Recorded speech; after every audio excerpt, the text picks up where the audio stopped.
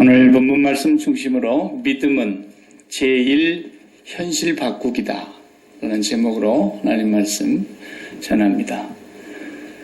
우리가 세상에서 살면서 아무래도 하나님 말씀 듣는 시간보다 세상 얘기를 듣는 그런 시간들이 훨씬 더 많습니다.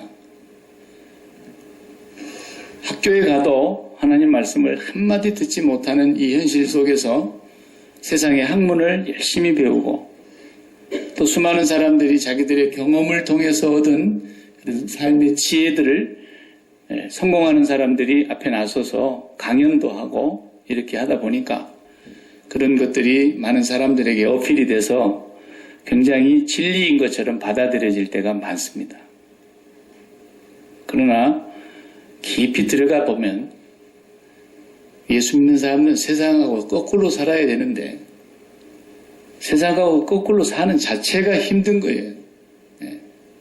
그게 예수님이 우리에게 보여주신 길이기 때문에 예수 믿는 사람이 세상 사는데 편안하다. 세상 사람들과 똑같이 사는데 편안하다. 그러면 그 사람 지금 예수를 안 믿고 있다는 증거이거나 길을 잘못 들어선 거예요.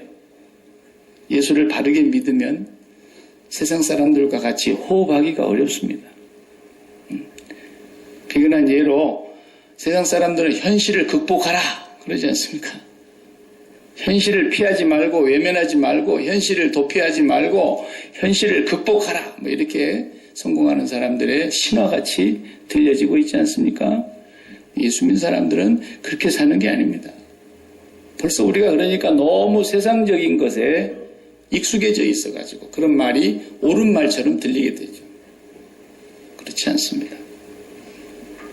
그 증거를 대려면 한도 끝도 없지만 오늘 본문 말씀에서도 우리에게 그걸 가르쳐주고 있고 어떻게 보면 성경 전체의 내용 속에서 그 말씀은 도도히 강물처럼 흐르고 있습니다. 우리 그리스도인들은 현실을 극복하는 게 아닙니다. 현실을 바꾸는 것입니다.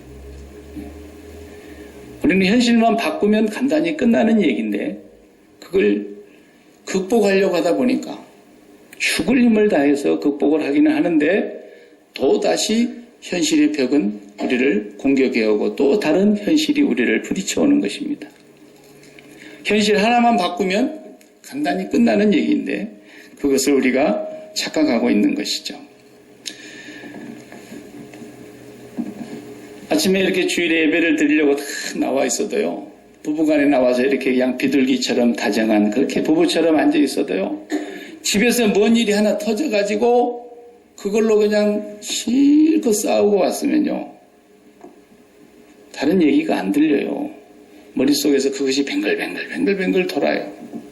그게 이제 아이 문제일 경우도 심각하고요. 아이 문제가 계속 내 발목을 잡는 거예요. 그래서 두 번째, 세 번째, 네 번째 다른 얘기는 그냥 건성으로 들리는 거예요. 예배도 어떻게 드렸는지 하나님 말씀도 그냥 건성으로 들려요. 왜? 아이 문제가 나의 마음을 완전 온통 채우고 있기 때문에 그러는 거예요. 그걸로 아무것도 아닌데 부부간에 잦은 불화가 생기고 집에 있으면서 당신 애를 어떻게 키워가지고 이렇게 되느냐고 괜히 또 화살을 아내에게로 돌리는 남편도 있고요. 또 아내가 그 말을 듣고 예 아멘 그런 사람이 없잖아요. 나는 집에서 놀고 자빠졌는 줄 아느냐고 말이야. 그러면서 막 또 한마디 아무것도 아닌데 가지고 그걸로 계속 집안의 분위기가 우울해지는 거예요.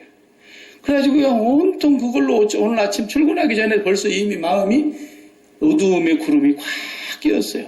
그래가지고 그냥 출근해가지고 일을 하려고 그러는데 오늘사 말고 이상한 손님 하나 와가지고 그냥 그 성기를 건드리는 것 같고 그래. 안 팔아. 가. 오지마. 막 그러면서 막 해버릴 수도 있고 말이에요. 성질나는 거. 그 마음이 첫 번째가 뭐가 지배하고 있느냐가 이렇게 중요하다는 거예요. 그래 막 둘이 그냥 네가 살냐 못 사냐 막 그러고 하다가도요. 갑자기 전화가 와가지고 친정 아버지가 돌아가셨대. 그러면은 싸움이 뚝 끊깁니다. 왜? 친정 아버지 돌아가신 게 제일 지금 큰일이니까. 그만큼 이게 사람의 마음에 뭐가 지배하고 있느냐를 믿음으로 보는 거예요. 믿음으로. 예, 말로만 믿는다, 믿습니다, 믿습니다에다가 악센트를 강하게 주고 믿습니다 이렇게 한다고 믿음이 있는 게 아니에요. 절대로. 그 속마음에 뭐가 꽉 들어차 있느냐는 거예요. 오늘도 내 마음을 지배하고 있는 것이 뭐예요? 그게 왕이에요. 그게 왕. 예. 그래서 온 집안에 신생 아이가 하나 태어나면 할아버지도 아이에게 뿅 가고요. 할머니도 그냥 다 그냥 눈이 빨려 들어가고 애기 눈 속으로 다 들어가 버려요. 그렇게 아이가 왕이 되잖아요. 얘가 소리 질러대면은 움직이지 않을 사람이 없어요. 집안에. 배고프다 그러고 한번 울어대면 바로 달려가야 되고 싸놓고 뭐 쓰리다 그러면 또 달려가야 되고 말이죠. 열이 올라가지고 아프다 울어대면 또 달려가야 돼요. 애 하나 태어나면 왕 됩니다. 그 집에. 그런 것처럼 우리 사람의 마음에도 뭔가가 왕 노릇을 하는 게 있다니까. 오늘 본문에서는 그 얘기를 하고 계시는 거예요. 하나님께서. 참 부모가 제일 마음대로 안 되는 게 자식이잖아요. 엘리 제사장도 자식 둘이가 그냥 계승을 해야 되는데 대를 이어서 그 제사장 노릇을 해야 되는데 이 몰지각한 자식들이 돼가지고 결국은 그렇게 못했는데 사무엘이 그동안에 대신해서 이렇게 이스라엘의 사사로 선지자로 하나님의 종의 역할을 잘하고 있는데 이제 사무엘이 또 나이 많아졌다 이거예요. 그럼 그 아들들이 또 그걸 계승해야 될 판인데 오늘 본문에 보니까 사무엘의 두 아들 얘들 또 그렇게 물지각한 자식들이에요. 부모가 참 자식은 마음대로 안 되는 거예요. 사무엘이 그렇게 훌륭한 선지자지만 자식들이 좋은 자식이 안 나와요. 그래서 좀 일을 시켜봤더니 판결을 하는 데서 뇌물을 받아먹고 판결을 굽게 하고 억울한 사람들이 와가지고 하소연을 하는데도 전부 돈 있는 사람, 힘센 사람들 받아먹고 전부 판결을 엉터리로 하고 그러니까 이게 한두 번 그랬으면 말도 안 하는데 온 이스라엘이 다 알게 되니까 소문이 자자하고 그래서 모든 장로들이 다 모였다 그랬잖아요. 우리로 말하자면 국회가 소집이 된 거예요. 그리고 특별 검사제를 도입해야 된다는 거죠. 지금 말하자면. 그래가지고 이렇게 해가지고 나라가 이게 꼴이 되겠느냐. 사무엘 선지자 같은 자식이 왜 안 나오냐. 그래가지고 결론 진 게 뭐겠어요. 우리가 보니까 매번 외적은 쳐들어왔었지. 블레셋이 옆에서 우리를 그냥 갈보고 있지. 그러니까 거기에 보니까 우리가 늘 볼 때마다 그 매 선두에 선 어깨가 탁 벌어지고 사기가 충천해서 하늘을 찌를 듯한 그 장수, 그 임금님, 왕. 그게 우리도 있었으면 좋겠다라는 생각이 늘 들었는데 여참에 그냥 사무엘의 아들들은 도저히 믿을 수가 없고 그러니까 사무엘에게 가서 얘기하자. 그래 온 거예요. 지금 오늘 본문 우리가 읽었죠? 그래서 사무엘에게 가서 우리에게 다른 나라처럼 왕이 있는 것이 좋겠습니다. 선지자님의 두 아드님께서는 이렇게 그냥 온 백성들의 원성이 자자하니 어떻게 하면 좋냐고 우리도 그냥 차제에 왕을 세워서 그 왕으로 하여금 나라를 든든히 지키게 합시다. 좋은 의견이 나온 거예요. 그 얘기를 하니까 사무엘이 기분이 몹시 안 좋았습니다. 그러나 자기 아들들은 그러니 어떡하겠습니까? 그래서 하나님 앞에 가서 기도합니다. 근데 하나님의 말씀이 이상한 말씀이 내려왔어요. 뭐라고 그랬습니까? 그들이 왕을 세워달라면 세워줘라. 그들이 너가 싫어서 그런 게 아니야. 그들이 너를 등 돌린 게 아니야. 그들이 지금 나 여호와를 버린 거야. 그래서 와 엄청난 말씀을 하십니다. 그 장로님들께서 다 결정을 해가지고 왔는데 그분들이 우리는 여호와를 버립니다. 그런 사람 한 명도 없었어요. 이스라엘 모든 백성들도 자기들이 왕을 세워서 왕정체제로 간다. 지금까지는 신이 다스리는 신정체제였다면 이제 왕이 다스리는 왕정체제로 간다고 해서 하나님을 버린다는 생각은 좀처럼 하지 않았어요. 하나님을 버리는 것이라고 꿈에도 생각 안 했어요. 근데 받아들이시는 여호와께서 오해를 하셔가지고 오해가 아니에요. 하나님 어떻게 해석하시느냐? 너희가 나를 버린 거야. 사무엘 너를 등진 게 아니야. 여호와를 버린 것이라고 하나님이 해석을 하고 계시잖아요. 하나님이 진단하는 것은 맞는 거예요. 왜 이런 말씀을 하시냐는 거예요. 왜 이런 말씀? 이것이 바로 현실이라는 얘기에서 나오는 거예요. 현실감. 예. 현실이라는 것은 사람 이름도 현실이가 있기는 있는데 그 현실이 뭐냐? 한문으로 보면은 나타날 현자, 그리고 우리가 실과 열매할 때 열매 실자 이렇게 써가지고 현실 그렇잖아요. 근데 앞에 현자를 보면은 한문을 모르시는 분들이 있다 내가 밥 먹고 난 뒤에 써드릴게. 현자는 어떻게 돼 있어요?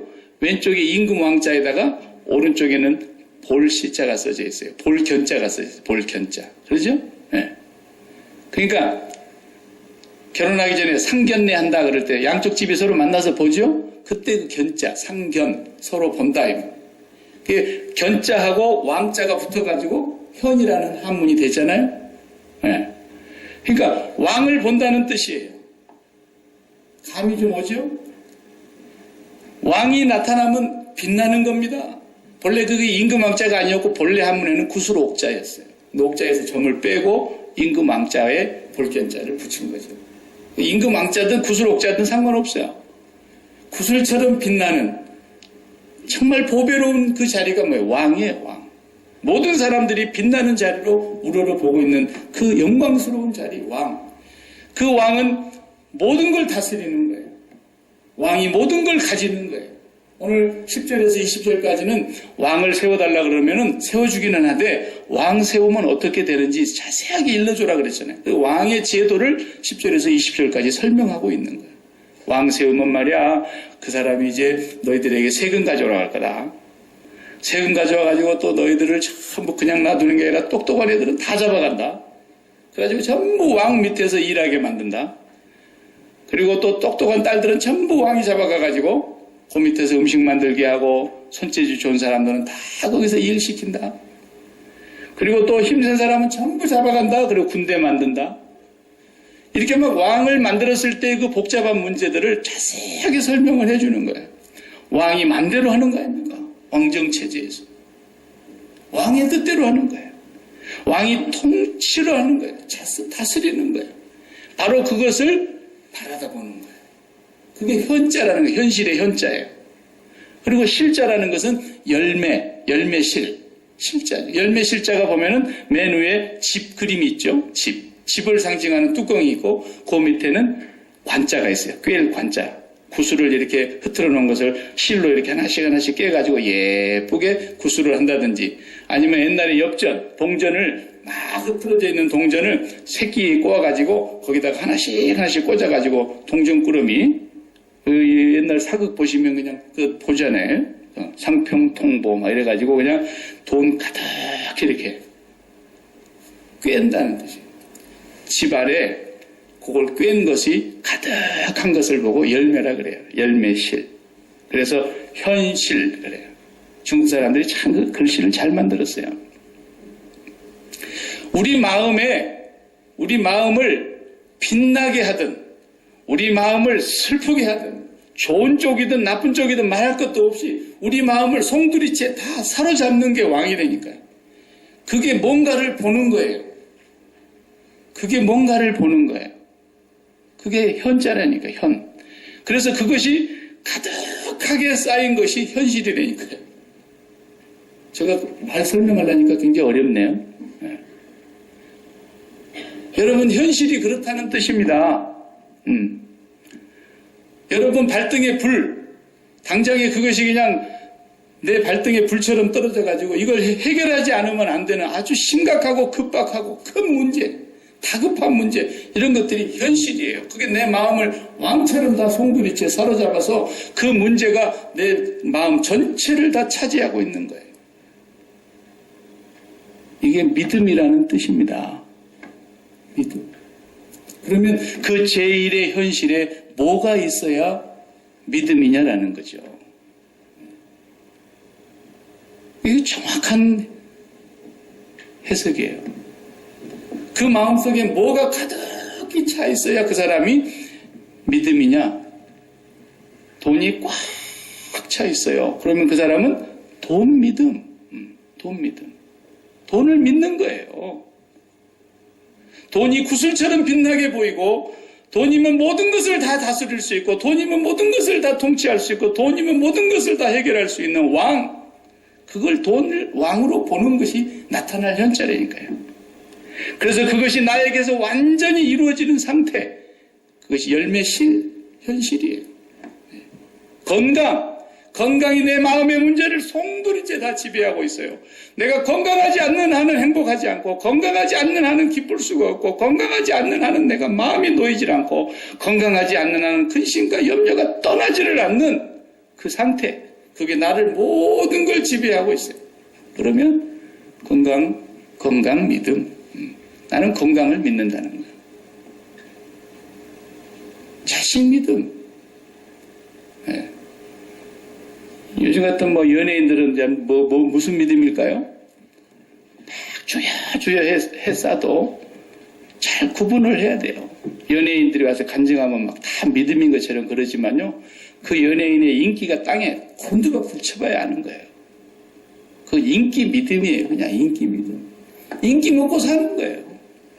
방송국에서 불러줘야 사는 것이고, 저 청중들이 그 사람을 내세우라고 인기를 높이 채워줘야 그 사람 사는 거 아니겠습니까? 인기 믿음이에요. 인기가 떨어지면 사는 맛이 없고, 인기가 떨어지면 살고 싶지도 않고, 인기가 떨어지면 높은 데 올라가서 조사를 부리고 싶고.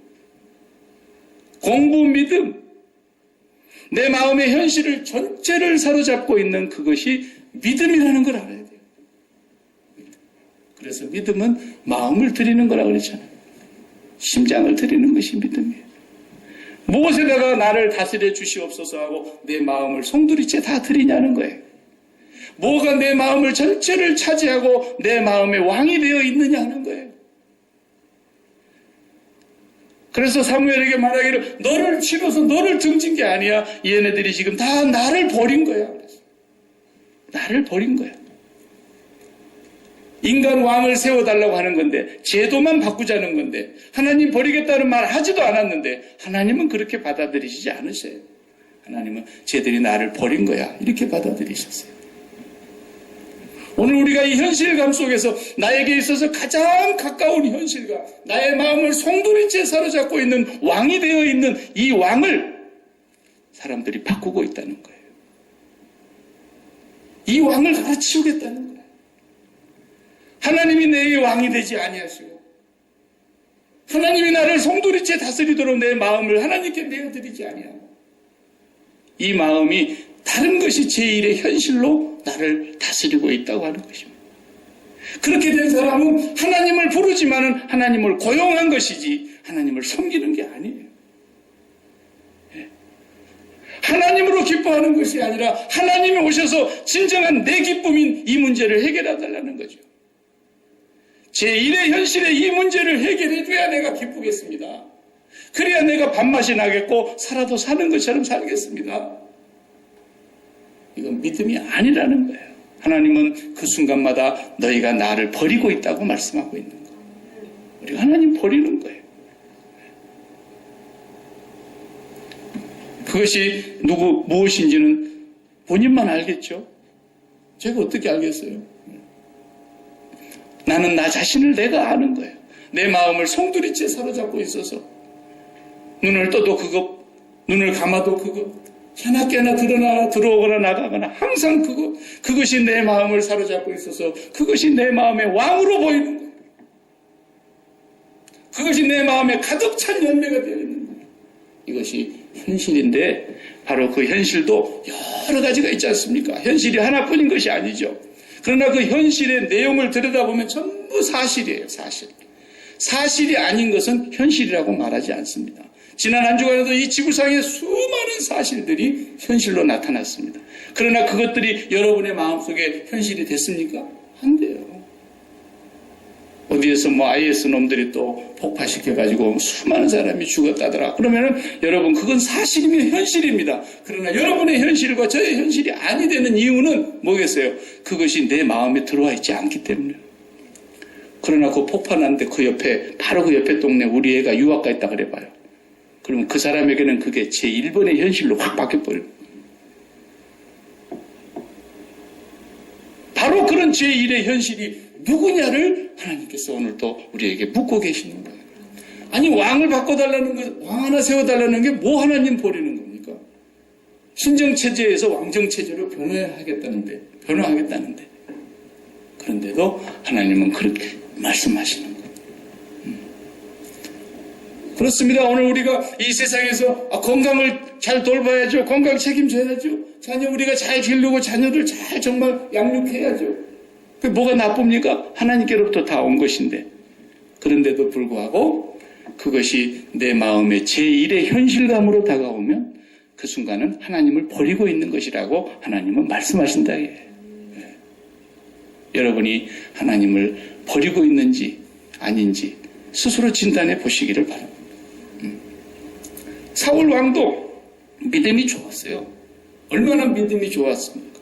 그래서 1대 왕을 세운 거예요. 1대 왕. 그런데 그 1대 왕이 만군의 여호와 앞에서 전쟁을 하는데 블레셋의 골리앗 장수 하나를 보고 벌벌 떨어버려요.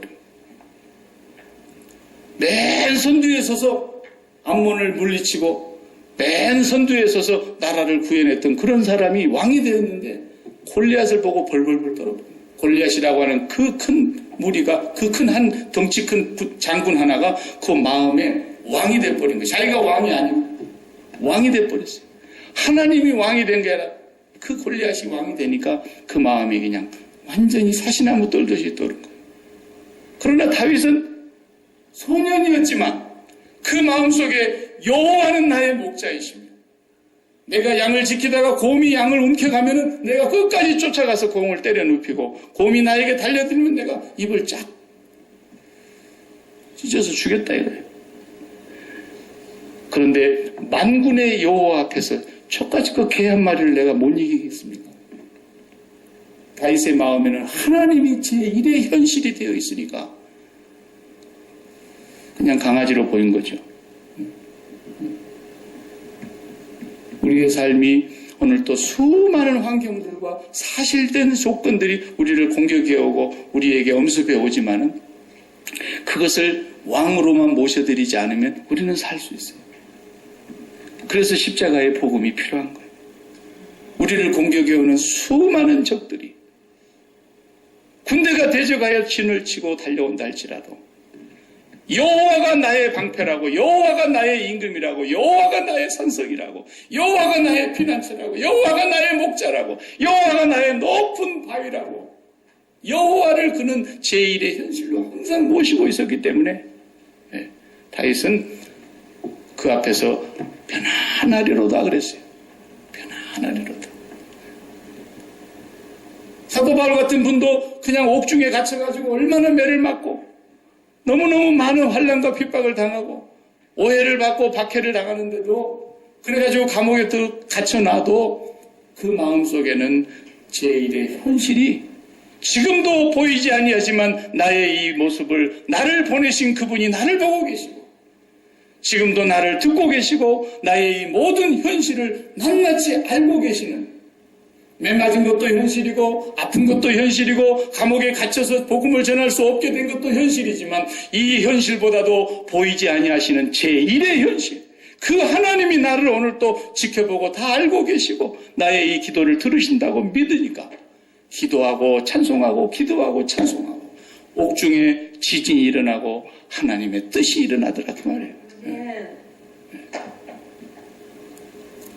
요셉이라는 사람도 그냥 얼마나 신앙의 절개를 지키고 순결을 지키고 지조를 지키려고 했던 것이었는데 그만 그것을 자기에게 다 억울하게 누명을 뒤집어 씌워가지고 감옥으로 쳐넣는 것을 볼 때 여러분이나 저나 그런 일을 당해보세요.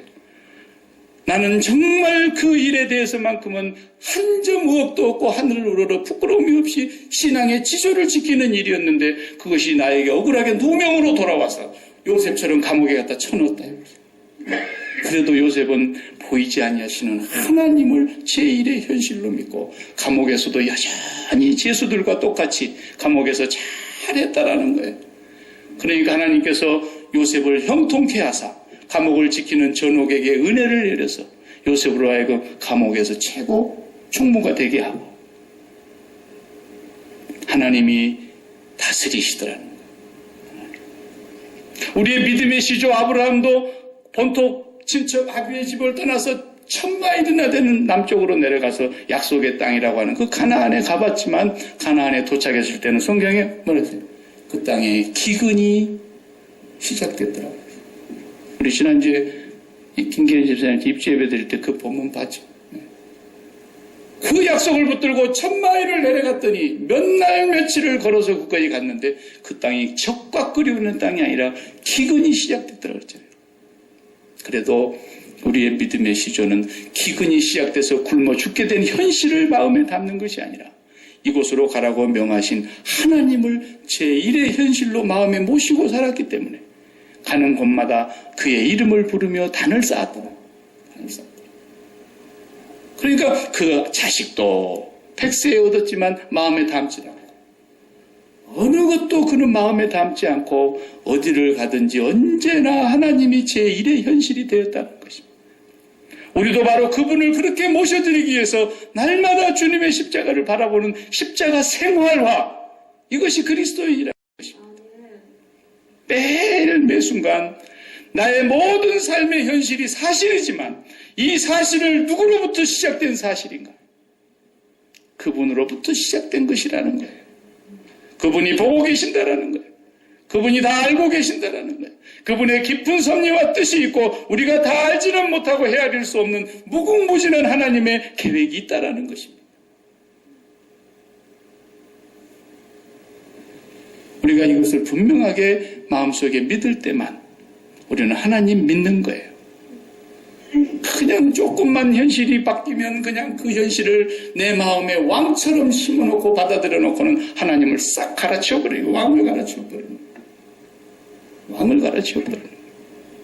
이것이 오늘 사무엘에게 생각지도 않는 하나님의 말씀을 주신 것이 바로 그것 때문인 거죠.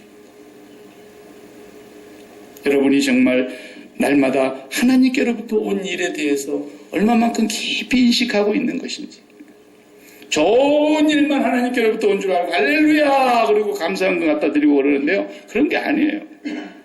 사업을 시작할 때 크게 이루어달라고 감사 예물을 바치면서 막 거창하게 창립 예배 드리고 시장 예배 드리고 오픈 예배 드리고 그랬으면 나중에 이제 시가 때가 돼서 또 하나님이 딴 걸 주시려고 이 사업이 문을 닫게 생겼으면 또 목사를 불러야지.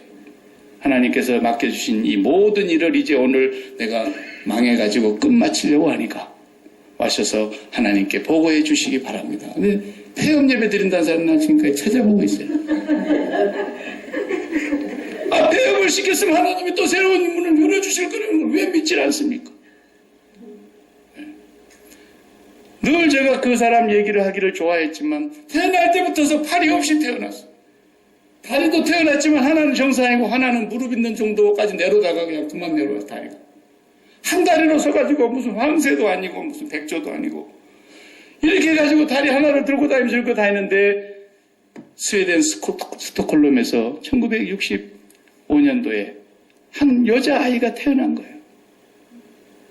믿음의 가정에 태어났어요. 유명한 레나 마리아 아닙니까? 레나 마리아. 아이가 태어나자마자 병실은 우울함으로 슬픔으로 비극뒤통함으로 가득 찼어요. 그리고 많은 전문가들이 이 아이는 당신이 키울 수 있는 아이가 못 된다. 전문기관에 맡겨서 전문가들로 하여금 키우게 해야 된다 그랬는데 그 부모는 그렇게 말하지 않았어요. 이 아이는 비정상이 아니라 하나님께서 우리에게 주신 정상적인 아이다. 그래서 정상인의 학교로 그대로 보냈고 정상적으로 부모가 키웠어요. 수많은 사람들은 부끄러워서 무슨 저주인 줄 알고 전생에 무슨 죄가 얼마나 많아서 그런 줄 알고 쉬쉬하면서 이런 아이가 태어났다는 자체도 사람들에게 알리기를 꺼려했겠지만 이들 부부는 정상적인 학교에 보내서 이 아이를 키웠단 말이에요. 지금은 이 아이가 장성한 사람이 되었어요. 전 세계를 누비고 다니는 거예요. 가는 데마다 그가 첫째로 부르는 찬송이 Amazing Grace라는 거예요. 이렇게 놀라우신 하나님의 은혜를 온 세상 사람들에게 두 팔이 없는 몸뚱아리만 덜렁 외다리로 서 있는 이 소녀가 이제는 장성한 사람이 되었어요. 세계 장애인 올림픽에서 수영대회에 나가가지고 금메달을 5번이나 휩쓸고 그 발 하나 있는 거 가지고 운전도 다 하고, 그 발 하나 가지고 밥 먹고, 그 발 하나 가지고 목욕하고, 머리 빗고, 화장하고 다 하잖아요. 그러면서 전 세계를 다니고 있어요. Amazing grace. Amazing grace. 그 나라만 그런 사람이 있는 게 아니에요. 우리 고국에도 송명희 시인이 그런 분이에요. 송명희 시인도 그분에게 조금도 못지않는, 몸으로만 말하자면 그분보다도 훨씬 더 불행한 상태로 태어났어요. 내나 마리아는 정신이라도 멀쩡하죠. 송명희 시인은 선천성 내성마비예요. 온몸이 다 비틀어져 가지고 자기의 머리에서 지시하는 대로 손가락 발가락이 하나도 움직이질 않아요.